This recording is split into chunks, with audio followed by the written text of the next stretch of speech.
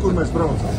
Uz Mados dzīvnieku patversmu Lazdonīcu. Šajā brīdī patversmē bija 9 suņi un 9 kaķi. Diemžēl šeit bija arī dzīvnieki, kas ilgāku laiku nespēja tikt pie jaunām mājām. Ja tāds raksturs, tad nevis viņu vai nu grib, vai kā tā jau viņi ļoti skaisti kaitina, vai ne Vilma? Tas saučiks. Jā, droši uz izstādēm. Paskaties, šitais uz izstādēm mierīgi varētu doties. Varētu būt tāds pajauns. Kā tev vārdiņš ir? Pelēcis, pēcis. Skaties, tu mierīgi. pēc suņiem baigi oži. Super. Raps. Austiņa vai ne? Puišiem ir lielākas problēmas. Tad, kad sunīts iziet ārā, redziet, viņš uzreiz paosta un noteikti varbūt pat gatavs teritoriju iezīmēt. Sunīt, ķersi?